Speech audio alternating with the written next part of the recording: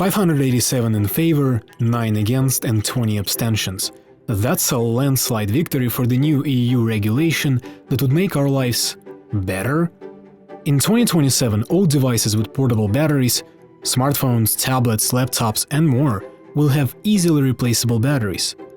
Great news for consumers and right-to-repair advocates, bad ones for the tech giants. To top it all off, there is also another similar legislation that's going to roll out even earlier, in the year 2025. It's called Eco-Design for Smartphones and Tablets. It asks for the same thing. Batteries must be easily replaceable by the end user. It only demands that for smartphones and tablets though. It also provides manufacturers with an option, a loophole of sorts. If a battery is long-lasting, meaning it can retain over 83% of its capacity after 500 charge cycles and over 80% after 1000, it doesn't have to be replaceable. That would roughly translate into 5 years of continuous use. Ambitious, yet certainly achievable. Some Chinese manufacturers are already boasting about batteries that may degrade. Apparently the iPhone isn't that far behind either. But the new battery regulation is a lot stricter and far wider reaching. It affects all devices with portable batteries, even electric vehicles, and covers the entire battery life cycle, from design to end of life. And it's settled, everyone will have to adhere to those. That is, if they wish to sell in Europe. It's unexpectedly good news, and it's important to understand why. So let's cover it. Replaceable batteries used to be a thing, until they weren't. All of a sudden, no manufacturer made them that way. And today, lo and behold, it's an industry standard. And everything is designed with that in mind. The logic goes that if you shut the phone tight, it will be thin and waterproof. They say that replaceable batteries would make phones bulkier and less water and dust resistant, which is a valid argument that makes no sense whatsoever, since all of these things were achieved years ago.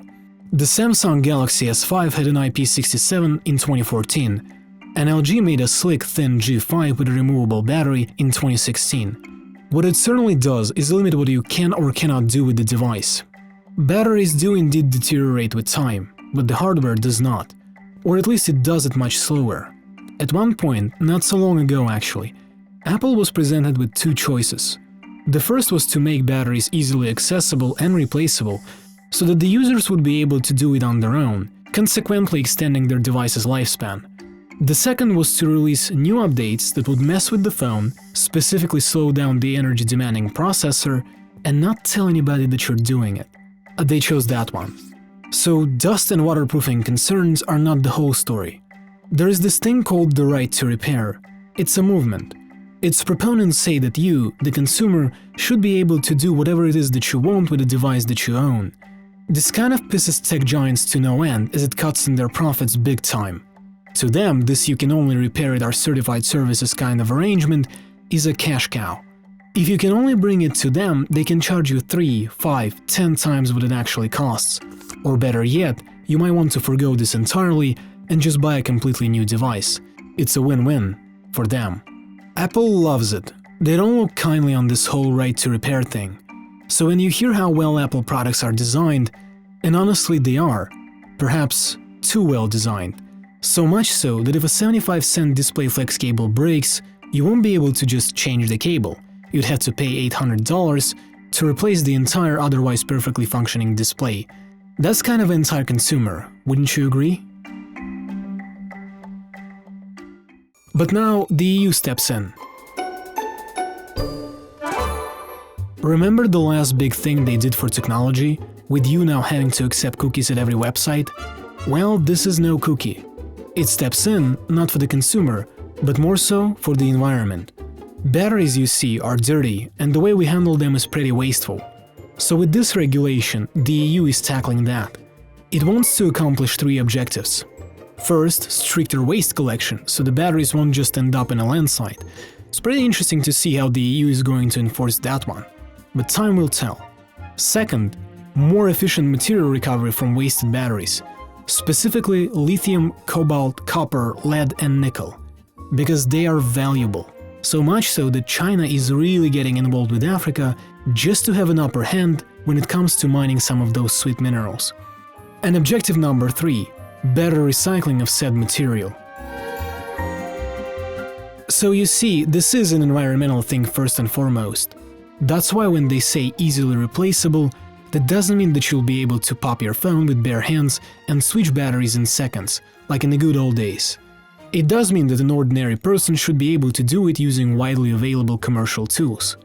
If you read the EU press release carefully, you'll see that there is some room for interpretation on that matter. But this is definitely a move in the right direction. This law is EU only, but it's going to affect the entire world. It's unlikely that anybody would want to design and manufacture EU-only models. It's expensive, and chances are some other markets are going to make similar regulations. This is how I think about it. Have you seen recent models of BMWs with their displeasing grills? BMW made them that way because those grills signify status in China. A large and important market, so now everybody gets to enjoy that. It's kind of a similar situation, but in this case it's not dumb, and it's actually an amazing thing for consumers. It also means that we're going to see some major changes in how devices are made, how they look, and how we operate and maintain them. For example, the iPhone had never even had removable batteries, not even the first model.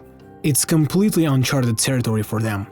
Power banks might go out of fashion, at least to a degree, but that depends on the implementation of the law, as in how exactly easy it would be to replace a battery. But above all, phones might last longer, so manufacturers will have to get creative to make people buy new models, perhaps driving innovation forward. So tell me what you think. Thank you so much for watching.